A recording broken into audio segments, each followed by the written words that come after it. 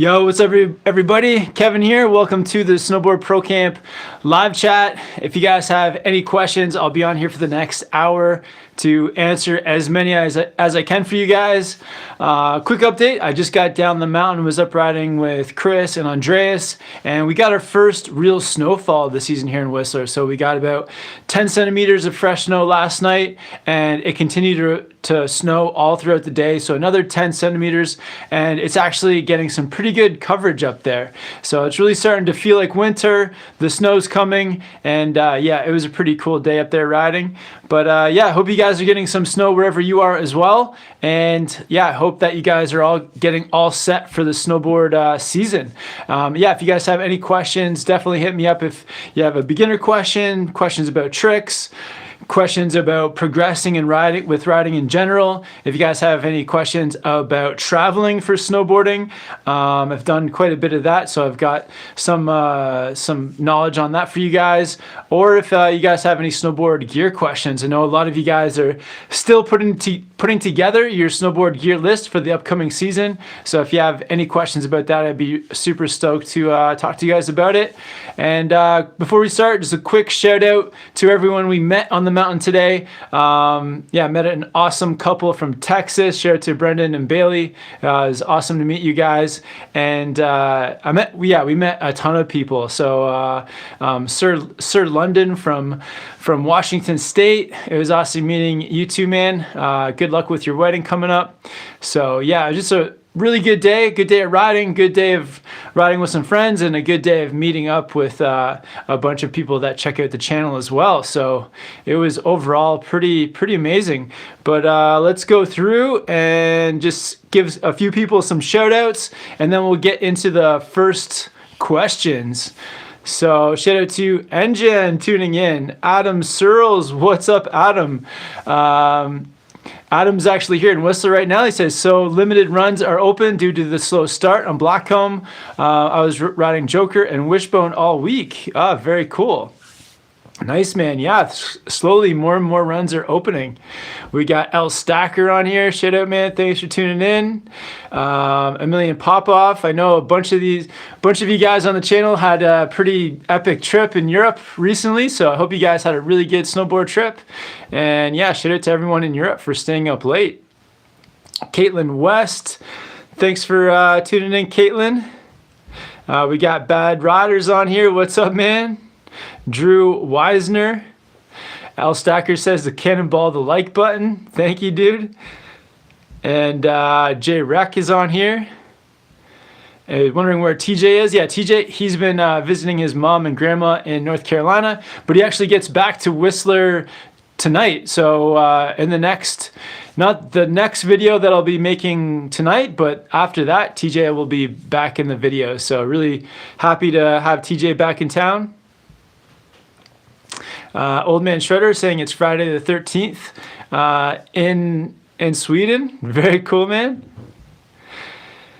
And yeah, we got Drew Weisner on here.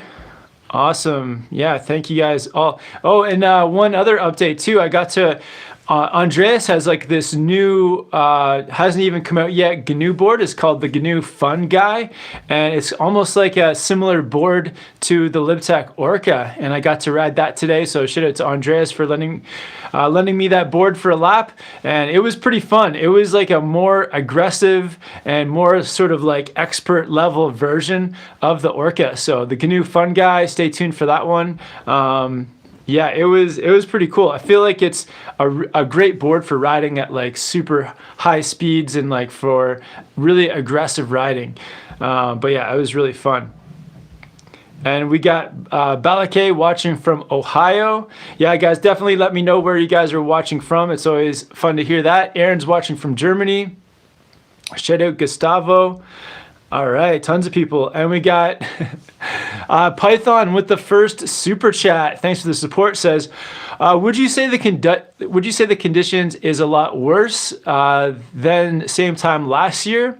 Going to Whistler for a week, starting the 15th. Did same thing last year. Amazing experience. Not sure what to expect this year. I think it's definitely a slower start than last year. Last year, there was actually a run that I was looking at today, that on opening day that we were doing, kind of riding through kind of like the treetops, like snow-covered bushes kind of thing. And today that same run was unrideable just because there's not quite enough snow. But if you're coming on the 15th, that's pretty soon. It's going to fill in a bit more throughout the day today and tonight. And it's probably going to be less coverage than you were here last year, but I think it's supposed to continue to snow. So hopefully by this time next week, there'll be even more snow than there is now. So yeah, we'll just have to wait and see, but definitely less snow than last year. But I've heard that other places in North America and in the world are getting tons of snow in different places. So it's definitely a mix of weather conditions out there. Kichi13 wants to know, he says, hey Kev, what pole are you using with the GoPro? I wish I had it here. So it is, what's the name of the pole? If anybody can remember the name of my pole, let me know in the comments. But I recently did a video. It's my 2020 gear list part 2, where I think I mentioned the name of the pole. But when I remember, I'll let you know in the chat here. It's got kind of like a weird name, the pole. All right. All right, so In Motion SLB, who really recently went on a snowboard trip, says, I want to shred right now, so bad. Man, soon you'll be riding again. John Glennon says, Kevin, how's your day been? Yeah, it's been good. So woke up at about 8:15 a.m., threw my stuff on, went to the mountain, did a bunch of laps with Chris and Andreas and the crew, and got lots of powder laps in, just kind of off the piste. Nothing too crazy, no crazy hikes today. But yeah, we probably got the best snow yet of this season. So yeah, it was really great. Grabbed some food afterwards, and then right back here to talk to you guys. All right. Yeah, thanks for tuning in, guys. Just scrolling down through the comments here. Lewis Byrne says, what should I do if the park is full of complex features, but I want to learn the basics? Yeah, great question. So if the park is full of complex features, it's not ideal for sure.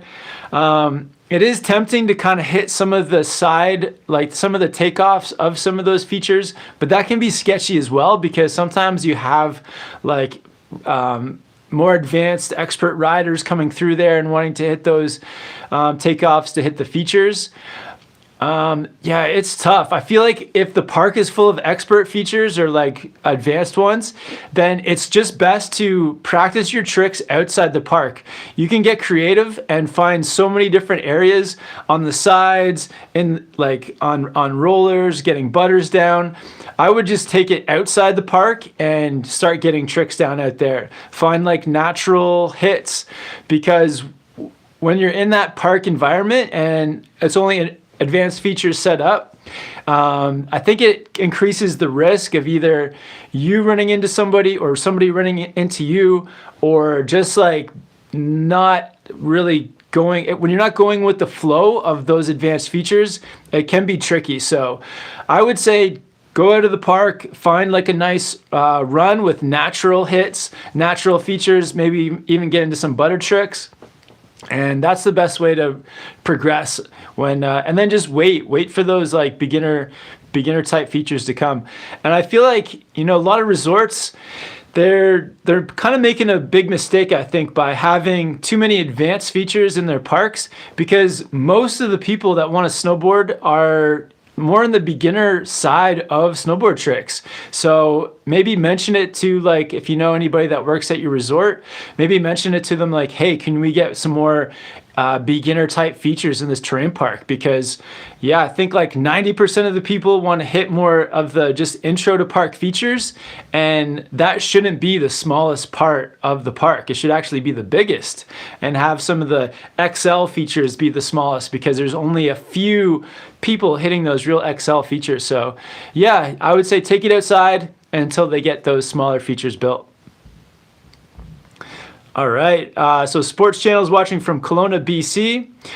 Jess wants to know, how often should I wax my board? Quite often, to be honest. So last night I waxed the Orca. A few days ago I waxed the Headspace, and I did notice the day after I waxed the Headspace, it was like riding so much better. I was riding really fast and just like it felt really smooth. And then I think I rode it like 3 days after the wax, and after the end of the third day I could feel it like starting to slow down a bit. So definitely like a fresh wax, I would say after every 3 or 4 days of riding, depending on like the length of days of snowboarding. But yeah, every 3 or 4 days. If the shorter days, maybe you can get away with 5 or 6 days of riding, but I think the more the better. All right, great questions, guys. Just gonna get caught up a little bit. We've got 179 people on the chat. Be sweet if we get to 200. Let's get to 200 people somehow.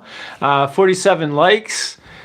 Yeah, stoked to be on here with you guys. Like, snowboard season is just getting started, so this is one of the best times of the year when all the anticipation of the season getting rolling is happening. Ninja is saying hello from France, and yeah, Harry says, hey Kevin, this is Harry from Toronto. Awesome, what's up, man? All right, and we've also got Hamed on here, says, what's up, Kevin? What's up, Hamed? Thanks for tuning in. All right, just gonna scroll down a little bit more, guys, get caught up. We got Chris Ayers on the chat. Thanks for tuning in. Old Man Shredder with the super chat. Thanks, Old Man Shredder. Says, I'm 47 years old today. That's very old. What happened to time? Have a good one, y'all. Hashtag DWCP and FTD. Awesome, man. Yeah, happy birthday. That's incredible. Your birthday is on Friday the 13th. That's pretty cool. I think that's wild. That's super fun. So happy birthday, Old Man Shredder. I should be giving you a super chat. That's awesome, dude. But yeah, thanks so much. 47 years old. You're still killing it in snowboarding, and you got at least another 15, 20 years to go. So that's with snowboarding, not just in life, in snowboarding. But yeah, happy birthday, man. Ashley Young says, yo, Kevin, thanks for giving me the thumbs up when I yelled your name from the top of Emerald Chair a week ago. Saw you filming the Future of Snowboarding vid in the park. Yeah, Ashley, awesome. Thanks for yelling at me. Yeah, I remember that. I was kind of like right underneath the chair, and you like yelled, and I kind of was, yeah, you were going ahead of me, but that was a fun little day in the park with Gabe and Marissa. So yeah, I hope you had a good day out there too. Other people are saying happy birthday to Martin. Yeah, 47 years young. All right, let's scroll down a little bit more. We got Brent watching from Wisconsin. Ethan says, hey TJ, space case or head space? Well, TJ's not here, but space case or headspace. So the headspace is this board right here. And I would say the headspace is a little bit like intermediate advanced park board. You can definitely take it the rest of the mountain, but I think its real strength is in the park. And the space case is more of like a little bit more beginner intermediate park board. So it's got more rocker towards the tips, and it's really fun the whole mountain. It's also, I've taken the space case into powder quite a bit, and it was really fun. So yeah, it kind of depends on your level. I feel like if you're more beginner intermediate, the space case. If you're more intermediate advanced, the headspace. And I would say that also the space case is now called the Finest. So if you're looking for the space case, look up the GNU Finest. That's what they changed the name to. All right. Yeah, thank you guys all for tuning in. 190 people on here. Very cool. 72 likes.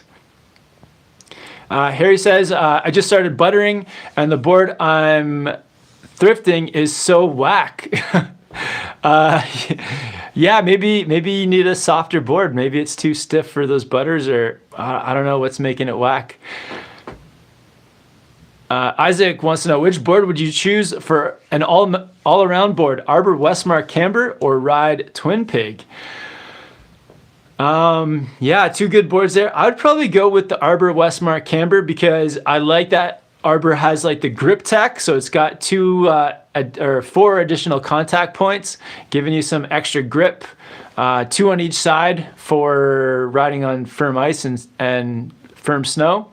So yeah, I'd go with the Arbor Westmark. But the Ride Twin Pig is a really fun park board too, so that could be both good boards, but I'd go with the Arbor. And Hamed with the super chat says, trying a plant-based diet. Please feature it more. Oh, awesome, man. That's good to hear. Yeah, I'll try to include that more, just like in videos and stuff, because after riding, I'm always hitting up someplace in the village to eat. But yeah, some of my favorite stuff, like after riding, there's a place in town that has like great falafels. So I'll get like a falafel with like all kinds of like veggies in there.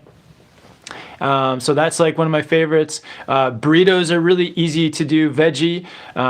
Like kind of like Mexican food in general is pretty veggie friendly.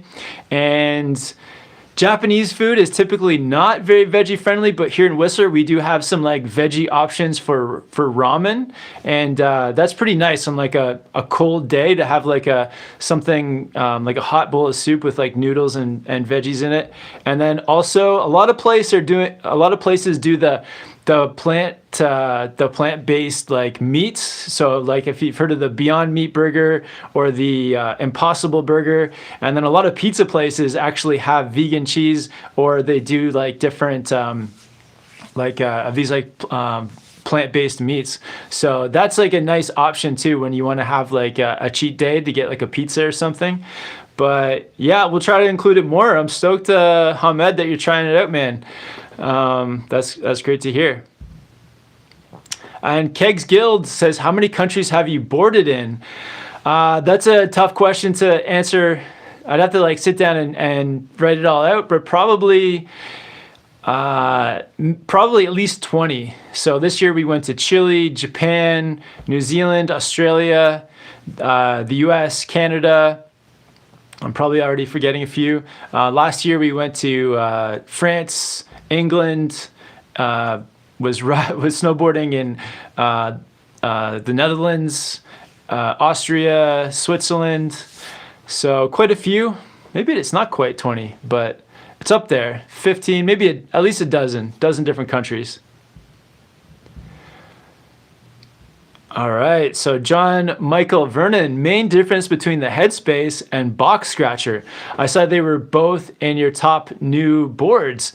Nice, man. Yeah, so the Box Scratcher, I think, is more rockered. So the Headspace is what they call like C3. So basically it's like more of like a camber dominant snowboard. So just a little bit more aggressive, but it's still fairly flexible.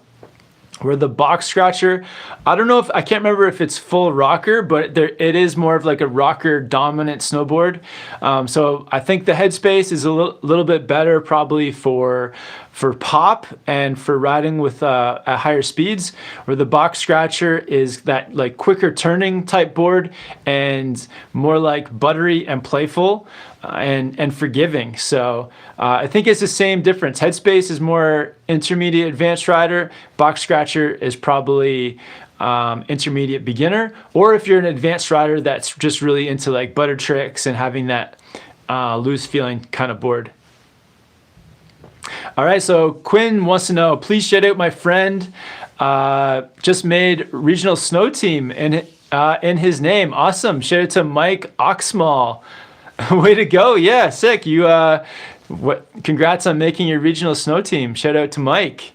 You're a good friend, Quinn. That's very cool. All right, just gonna get caught up a little bit. Thank you guys for all the questions and comments, and happy birthdays to Martin out there. Bad Riders with the super chat from Australia says, how you feeling after wasabi, Chris and Kev? Yeah, if you guys missed it, so over on Chris's channel, Chris Ayers, we did a live chat yesterday, and we were eating wasabi with every super chat, and I was actually feeling kind of sick afterwards, and I only had one piece. So, but I had such a massive chunk of wasabi. I wasn't feeling too well. But I think Chris was looking. He was digging through his cupboards, looking for some Tums, something to help out his stomach.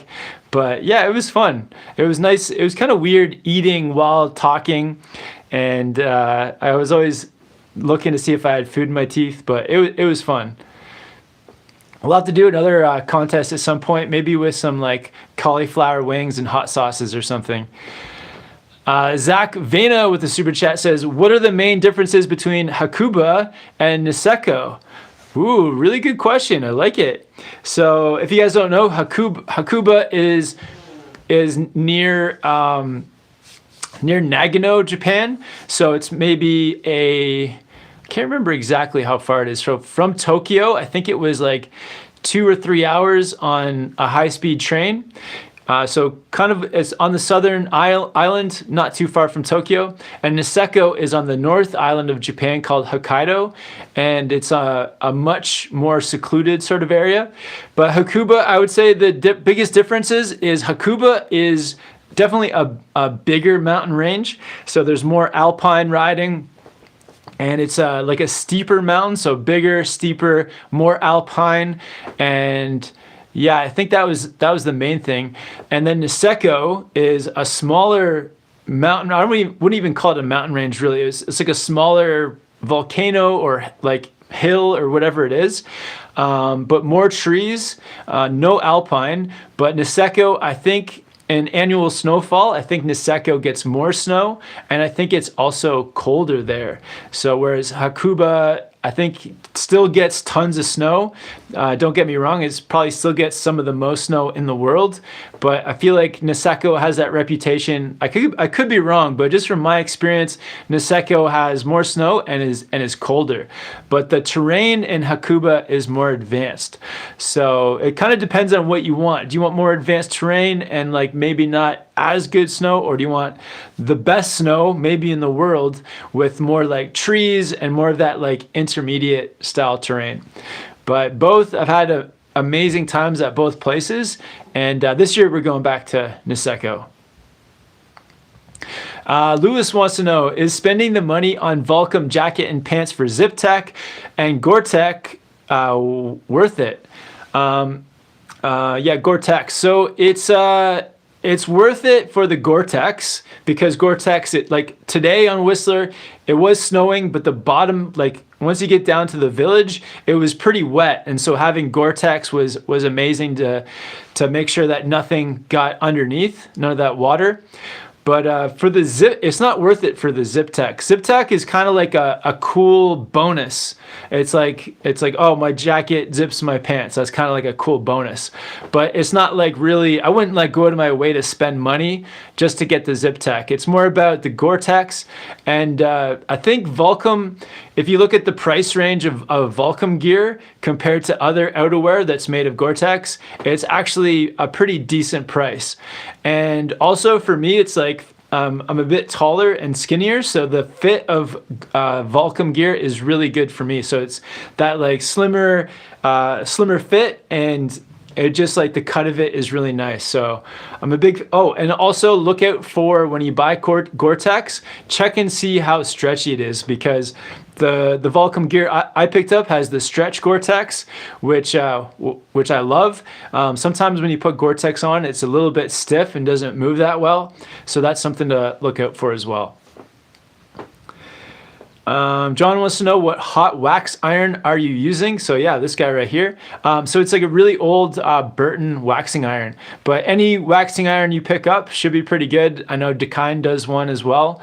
So yeah, it's the waxing iron is not really that important in terms of what brand you get, but the main thing is just don't use your mom's waxing iron at home. I made that mistake once years ago. All right, and NGen with the super chat asking, how's Chris doing? Yeah, Chris is killing it. We were up there today riding, and we were going back and forth, filming each other. Got Andreas in the mix, and yeah, did really well. So look out for a video from Chris coming soon, NGen. And his stomach has recovered from all the wasabi.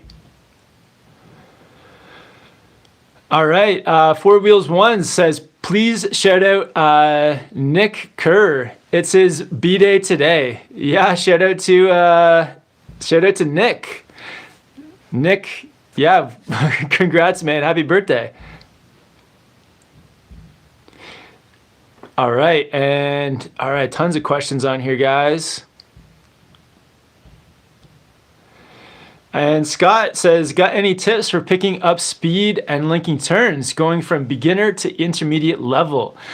Yeah, definitely. So when you're picking up speed, when you're going from the biggest difference between beginner and intermediate is that when you're doing those intermediate turns, you're not so much, when you're a beginner, you kind of like stop and you like push the snow downhill. And then as you become intermediate, you start to actually push the snow to the side. So you're earlier in the turn, starting to use your edge to push a little snow and control your speed. So I think that's the biggest difference. And if you can get into a rhythm of equal heel and toe, pushing snow out the side evenly on your heels and toes, that's a good way to really start to point your board downhill and be in control. So that's the biggest difference. And yeah, count in your head to 3 to get that rhythm going. And then you can spend more time going straight downhill and less time stopping for sure. Matt says, hey Kev, followed your progress and channel for about 4 years. Will you ever do a season in Europe, a resort like Verbier? Would love to. I probably won't do a full season, but I'll definitely get some trips out there for sure. Will wants to know, what are the best all-mountain boots?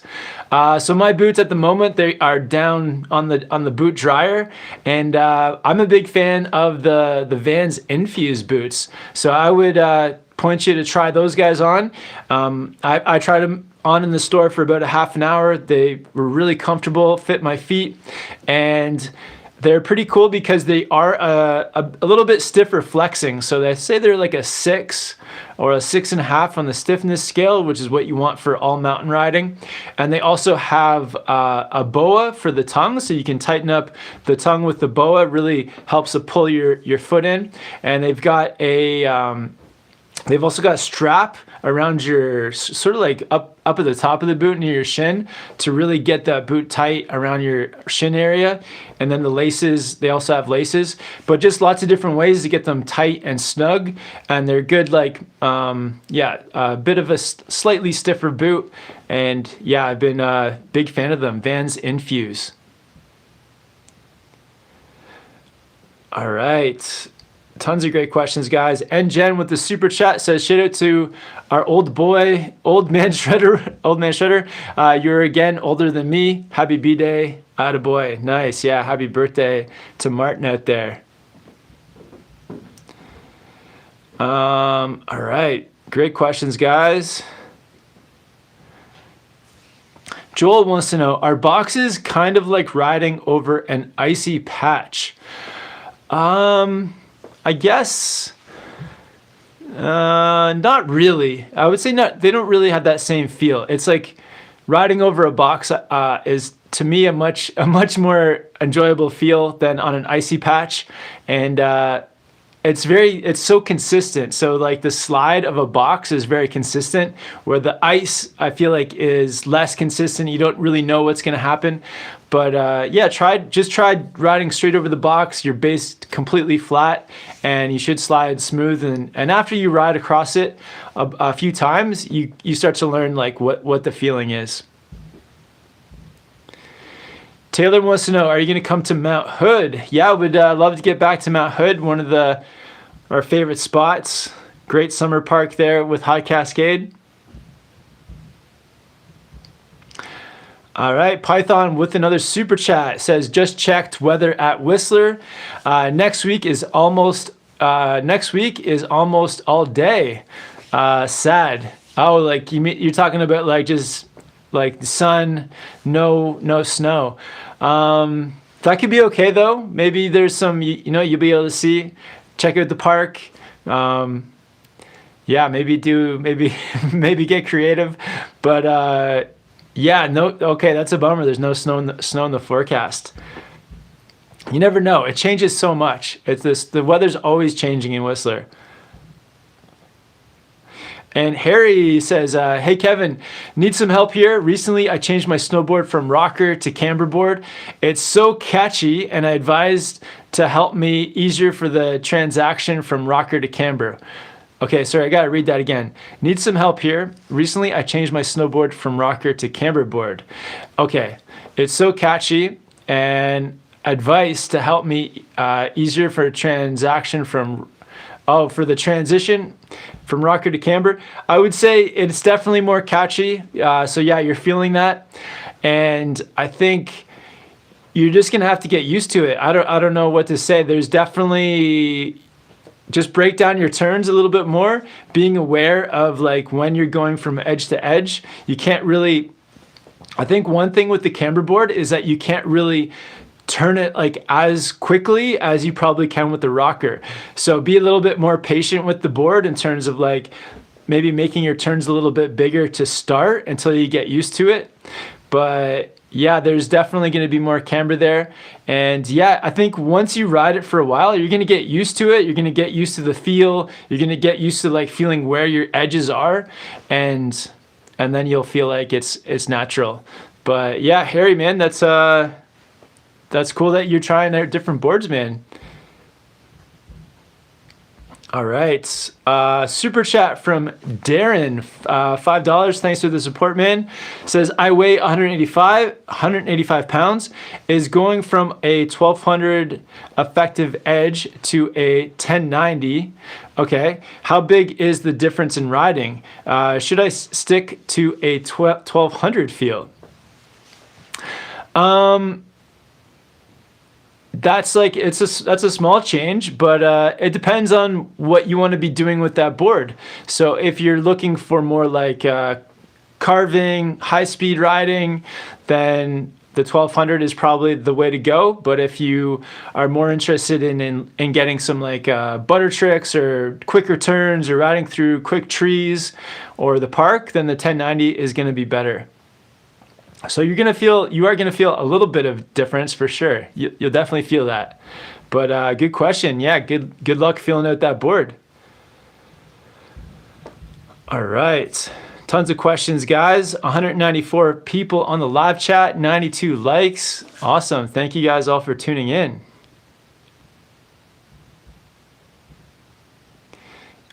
Sten wants to know favorite snowboard. Well, I guess I'll say I have two favorite snowboards. So I'm a big fan of this board here, the LibTech Orca for powder. This is the board I was riding today. Just makes powder so much easier with the larger nose, helping it to float. And then the GNU Headspace has definitely been my favorite park board. And the Magnet traction for like firm park conditions has been great. And I love the overall like flex of the board. Lots of pop, still soft enough to press. So yeah, these two boards right behind me, they're my favorites at the moment. So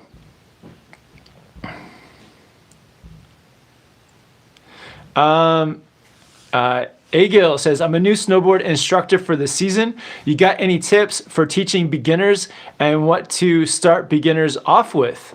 Yeah, great question. So yeah, you want to start beginners.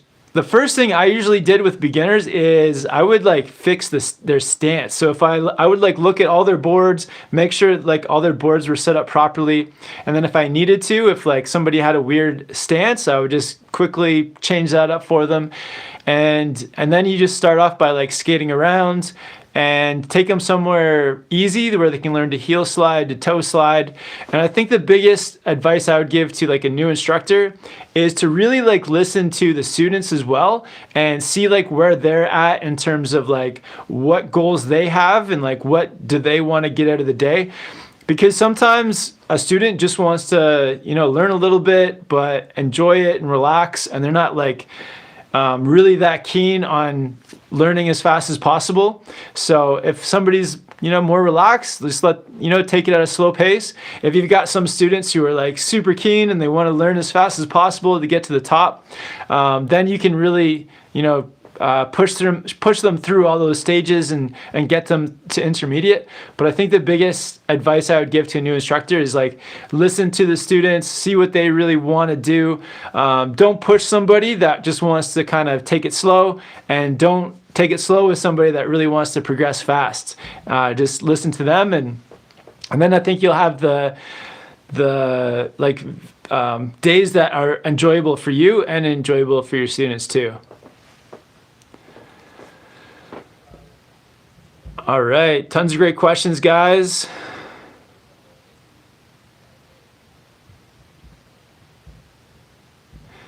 Old Man Shredder with another super chat. Says, name your all-time fave snowboarder. Mine, Burton Air, 5.2 to 93. You never forget your first love. Oh, name your first snowboards. Okay, at all. Name your favorite snowboards.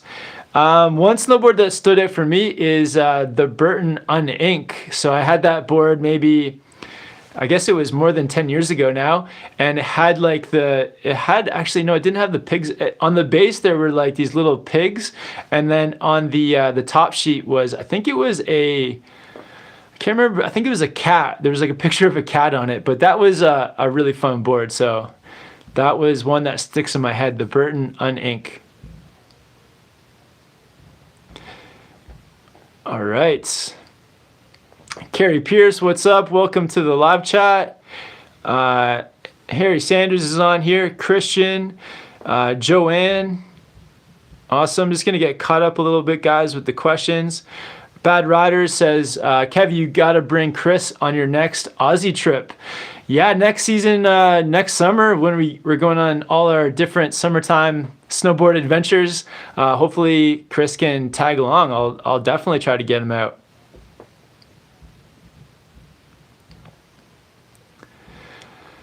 Daniel says, hey Kevin, I met you last week at the park and we met again at the Creekside Gondola. What's your take on BOA versus laces? I think my take is that I kind of like laces more because it allows you to customize the tightness of the boot. And I find that BOAs, because it's all like restricting it like out together, you kind of get like, it doesn't always tighten exactly where you want it to be tight. So I prefer, if I had the choice, I would just go with laces. But I understand like a lot of boots now have BOA in it. And so, sometimes you got to go with that. But my overall impression is that laces is just a bit more customizable in terms of where you want them tight.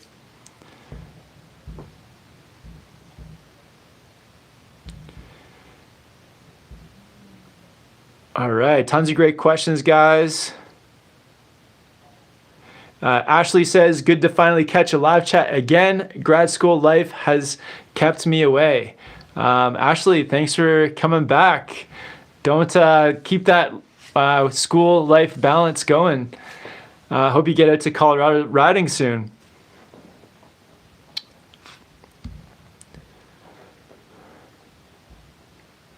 Joanne wants to know, what's your favorite resort in Colorado? I would say for the park, it's Keystone, and on a powder day, I would probably go to Breckenridge. All right, just gonna scroll down, guys, get caught up a little bit. Cole says, hey Kevin, coming in from Comox Valley, Vancouver Island. Mount Washington just finally is getting snow. Wondering if you're planning to come to the island this season and riding Mount Washington. There's no plans at the moment, but I've heard so many good things about Mount Washington. It would be really fun to get over there. If you guys don't know, Mount Washington is on Vancouver Island, and it'd probably take me, with the ferry ride, maybe 4 or 5 hours to get there. So it'd be really fun. I'll have to check it out, watch your season, how it's going, and if you guys are getting some good snow, we'll have to make a trip to Mount Washington. All right, so Chris G says, thanks for the content, man. I just got the Burton Custom with Genesis bindings and ended up getting Moto boots. Should I return the boots for more mid-flex ones? The Motos are a 2. Yeah, maybe, because the Genesis are a very stiff binding, or a stiffer binding. The Burton Custom is a fairly mid-flexing board. So those boots could be too soft. I would say I would only return the boots if you went back and you found a pair of like mid-flexing boots that were just as comfortable as the Moto. So comfort first. If the Motos are super comfortable on you, then don't change them unless you find a boot that is just as comfortable or more comfortable. So that, just have that on your mind if you're going in to try on a mid-flex boot, because sometimes even if it's the same brand, you put on a different boot that has a different liner and a different flex rating, and it can hurt your feet. So just make sure that comfort is number one. Trev wants to know, hey Kev, what bindings do you have on the GNU headspace? So yeah, these bindings are the bent metal transfer bindings, and I discovered them. I think they were on a demo board that I had at Mount Hood over the summer. I was demoing the LibTech box knife, and they came with bent metal transfers, and I was really impressed with them. The thing that I like the most is the high back has this really cool cube for adjusting the angle of the high back, and just overall the binding is comfortable, the straps are comfortable, and they're sort of like a soft, just below mid-flex to soft binding, so fun for park. And yeah, they're pretty cool, funky colors as well. And Ashley with the super chat, thanks so much. Ashley says, moving to Colorado in 2020, thinking about making women's boards. Wow. Bindings, boots reviews. Oh, reviews. Awesome. And other vids geared towards beginner and intermediate progression. Is there room for another snowboard channel? Definitely, Ashley. So I feel like there's always room all around, but especially for women's board reviews and gear reviews. There's almost, I know Janice, she does she's doing lots of vlogs, which are awesome. And she's also got some tutorials. But in terms of like the gear review stuff, if you're interested in it, I'm sure you would, you'd blow up. So yeah, hopefully, yeah, when you get out there, we can ride together, maybe film together. And yeah, if you have any questions about how to blow up on YouTube, definitely let me know. Yeah, I think there's tons of room out there. There's only like a dozen snowboard YouTubers in the world, so there's plenty of space.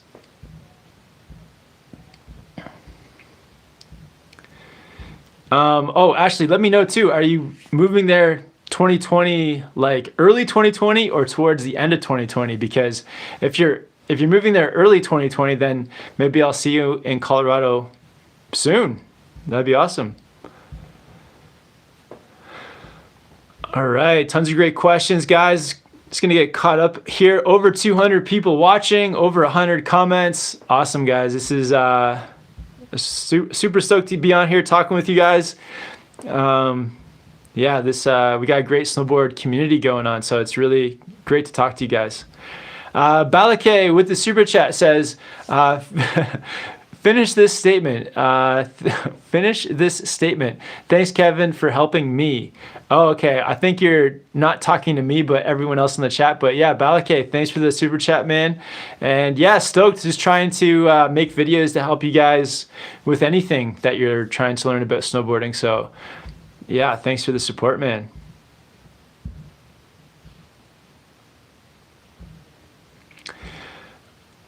All right, so Captain says, Kevin, I've been having a very hard time turning heel side. What are some tips to make heel side turns easier? Nice, man. So I would say the first thing is so when I teach somebody to heel turn, first it's about starting to slide on your toes. So coming to almost a complete stop, like sliding very slowly, and then starting to angle and slide sort of like on a down angle, almost getting into the heel turn. And so by getting onto that angle, it creates this like scenario where you don't have to like make such a large turn. So if you're trying to start to turn the turn from completely sideways, then you have to make like a whole C to get that heel turn around. Where if you start to like slide your board on a bit of an angle, then you have a lot less room to travel to get that turn to come around.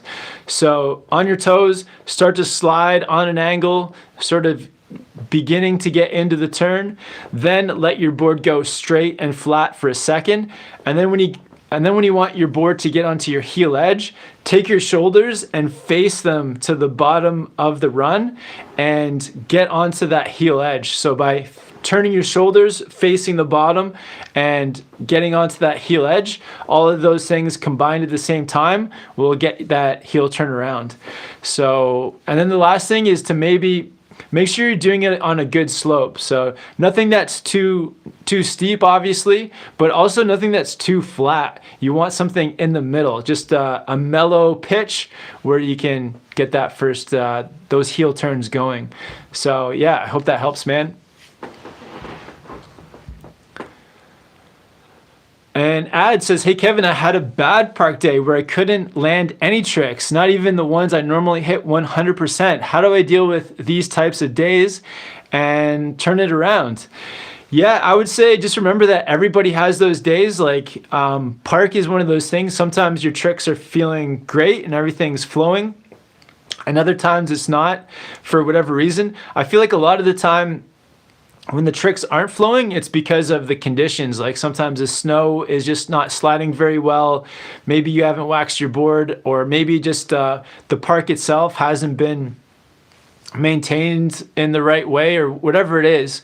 Just kind of throws you off. And then sometimes too, it's like you just don't like give yourself enough time to get into your flow, and you kind of just try to rush things a little bit.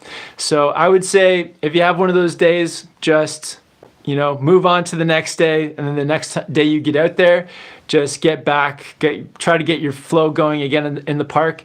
But I feel like everyone has those days in the park. So just don't be too hard on yourself. Just have some fun. And when you are feeling a day like that, it's a good time to just like detune your tricks and maybe try some easier stuff that it's always good to get the basics feeling like 100% again as well. So yeah, that's everyone goes through days like that. Ty with the super chat, thanks for the support. Ty says 6 foot, 245 pounds, size 11 boots, like carving, pow, and charging. Not much park. Riding is progressing to intermediate. Any board suggestions? Sorry. Yeah, so I think with size 11 boots and at 245 pounds, I think you should go for a wide board, just to give you that extra bit of board and stability to give you that support.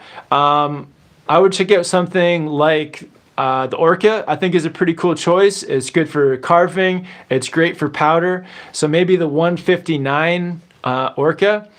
And yeah, beyond that, what else is there? So maybe like a wide T-Rice Pro. That's another one. It's got the magnet traction. So if you got the wide version, I don't know what the biggest size is, but you could look at something like a 162. It's going to be great for carving. You can definitely take it into powder. But yeah, I'd recommend a wide board. I'd recommend something that has is a bit stiffer. So on 6 or 7 in stiffness, that's going to give you that versatility to take it carving or into powder. But yeah, have fun riding, man. Bradley says, hey Kevin, I usually ski in Upper Michigan at a resort called Ski Brule. It's a pretty small hill with 12 runs, but for up here, it is pretty awesome. You should check it out sometime. Good tree runs. Awesome. Yeah, well, if we're ever in the Northeast near Michigan, we'll definitely check it out. Yeah, I actually grew up not far from there, kind of far, but near Toronto. So I guess from Michigan, it's maybe like a 3 or 4 hour drive. All right, guys, so just going to scroll down a little bit, get get caught up on the questions. Thank you guys. The questions are great today. Corbs wants to know best snowboard backpacks. So for me, I've actually had the same brand and model of backpack for a few years now. It's a Dakine Heli Pro 24 liter. And I feel like it's just like a very functional, well-designed backpack. It fits like very close to your body, so it's not like really that bulky. So I would check that one out, the Dakine Heli Pro. And depending on all what you need to put in it, depends on the size to get. So for me, the 24 is a good size because I can fit snowboard gear in there, but also some like filming stuff if I need to do any filming.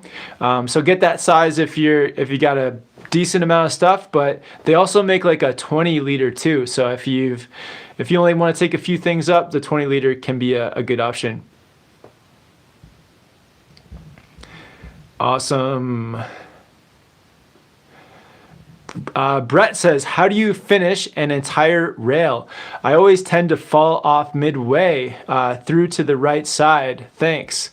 So I'm going to guess that if you fall off to the right, then you're probably regular hopping on from the left. So I feel like with rails, it's tricky because it's kind of like mental and it's also like some technique involved.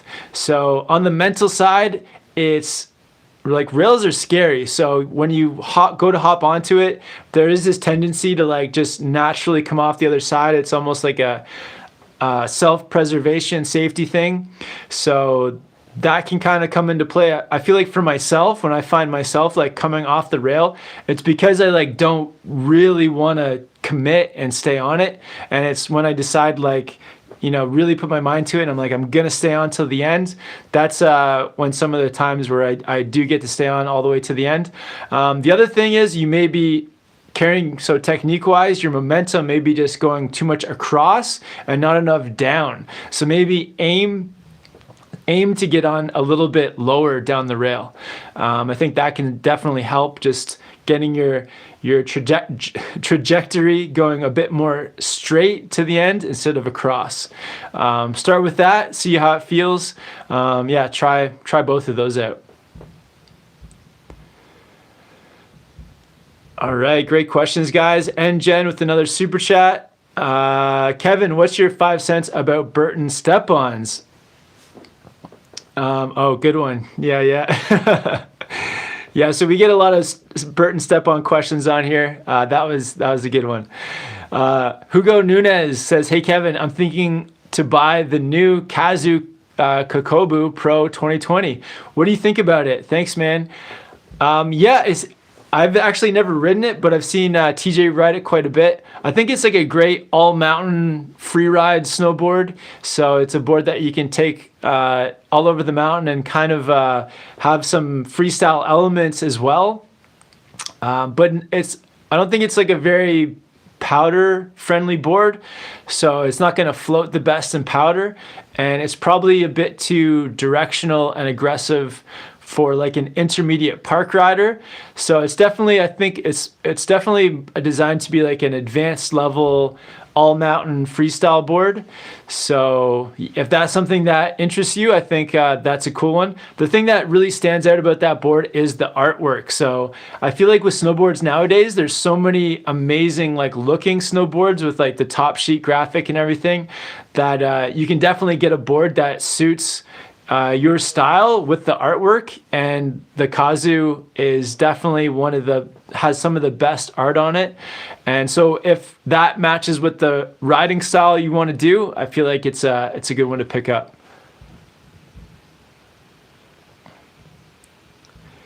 And Sherry Lynn Smith wants to know, what is my favorite part of snowboarding? I think it's just being in the mountains with your friends is such a cool feeling. Like there's lots of things I've done in my life with, like you're on a baseball team or different sports teams, track and field, all these different things. And they're all like fun. And like I love, say, playing volleyball with friends. It's fun and it's like a game and it can be competitive. But snowboarding is like a different kind of thing where you're just, it's like solo, like there's no competitiveness, and you're also like just having a good time with your friends, and you're in these like amazing places. So even when I lived back in Ontario near Toronto, even though the hills were very small, like when I was out there, I always just felt like it was a really like amazing feeling to be outside in like enjoying winter, which is also, you know, sometimes winter is not the most enjoyable thing, but I feel like with snowboarding, it makes winter like, it makes me always look forward to winter. So being outdoors, being in the mountains, being with your friends, those things just make it, yeah, super enjoyable. And Fish Music with the $5 super chat says, appreciate the channel, support local. Very cool. Thank you, man.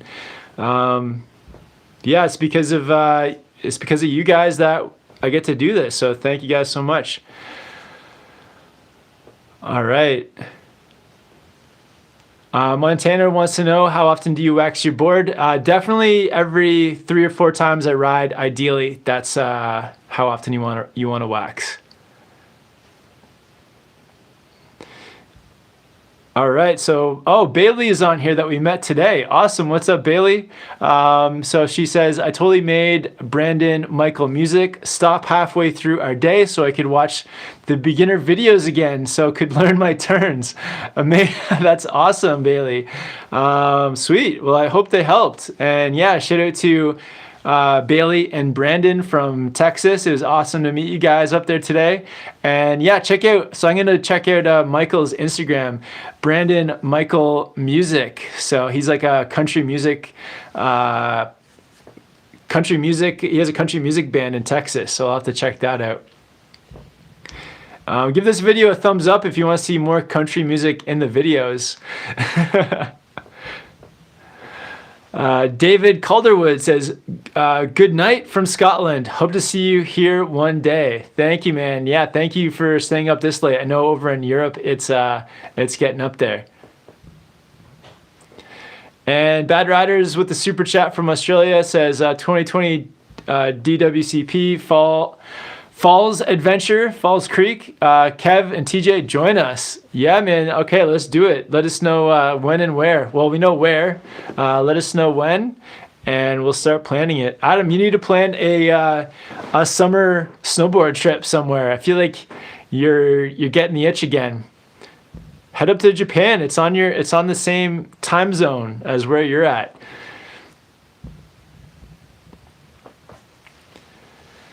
And Brent wants to know if I've ever been snowboarding in the Midwest, United States. I never have, but I know that there's a lot of great places out there, like around Minnesota. But I guess Minnesota is the Midwest, right? I always get confused of exactly where the Midwest is. But yeah, I've heard lots of great things. And Carrie Pierce with the super chat from Australia. Awesome. She says, yes, join us. Awesome. So I guess you're going to Falls Creek as well, Carrie. Are you talking about Falls Creek or somewhere else?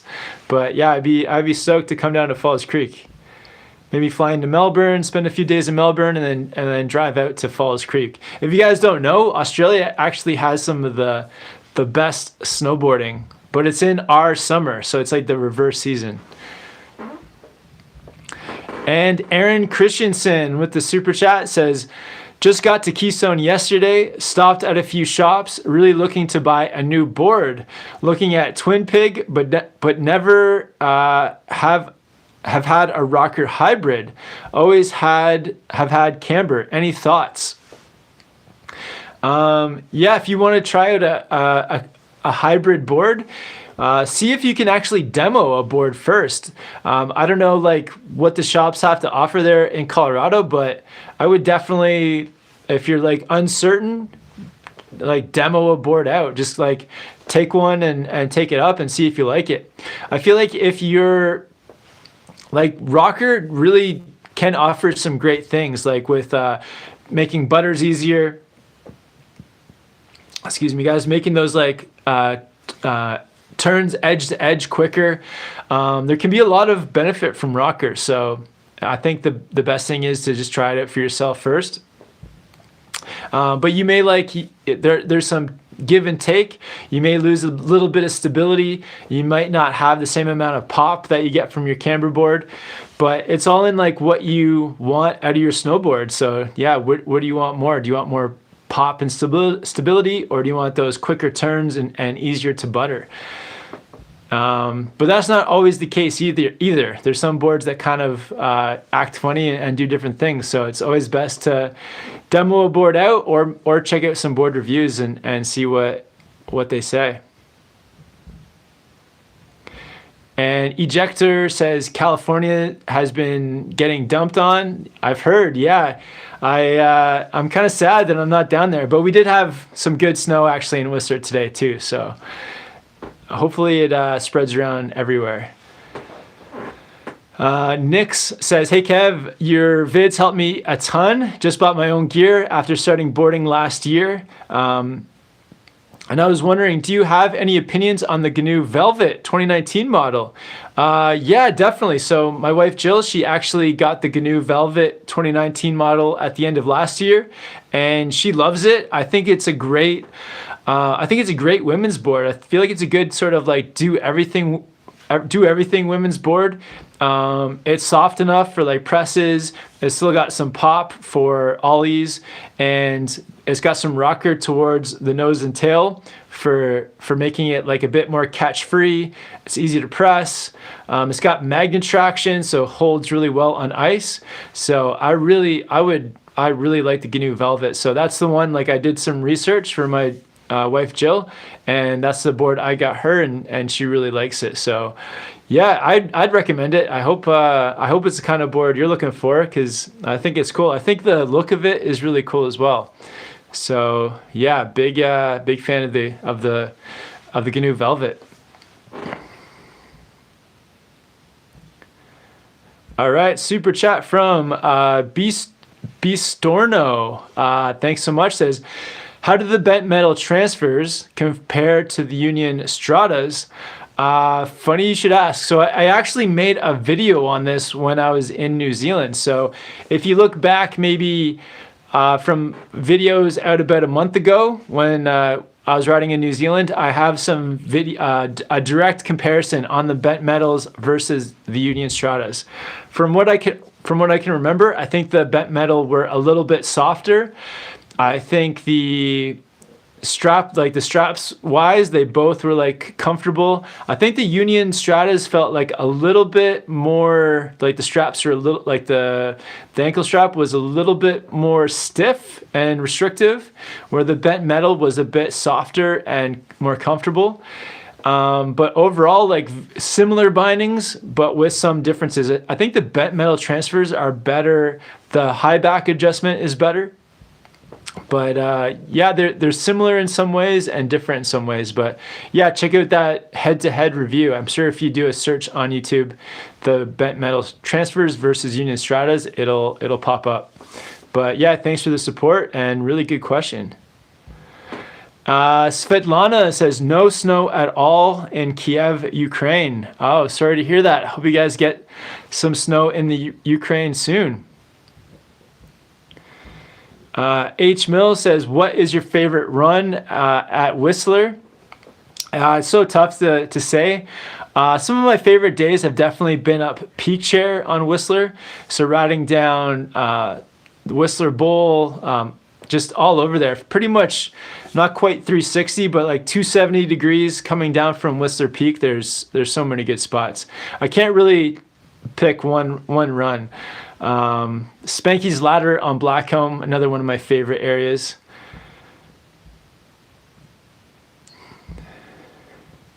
Albert says, hey Kev, I just started snowboarding and I was wondering what edge to use if you're doing a straight jump, or do you keep the board flat? So the board is mostly flat, but so it's mostly flat based, but I would say that I have like a little bit more pressure on my toes, and by having that little bit of pressure on the toes, it just helps to keep the board kind of going straight, and you're using like a slight bit of the edge, so not too much, but riding pretty much flat based with a little bit of toe pressure. All right. Awesome, guys. So, yeah, thank you guys so much for all the snowboard questions. Yeah, big shout out to everyone that did a super chat, and thanks everyone for liking the video. 122 likes. Yeah, the next few days in Whistler, I think we're gonna have some more snow like throughout the day today. So gonna be riding tomorrow. But yeah, thanks again for everyone for tuning into the live chat here. We do them every Thursday. And if you guys have any more questions, once this is done, just leave them for me in the comment section of any video. I try to answer as many questions as possible. And if you guys haven't yet, definitely like and subscribe and hit that bell next to the subscribe button to get notified every time we go live. But yeah, big thanks, guys. I hope everyone out there has a good weekend. And yeah, have fun out there snowboarding. We'll see you guys in the next one soon. Bye, everybody.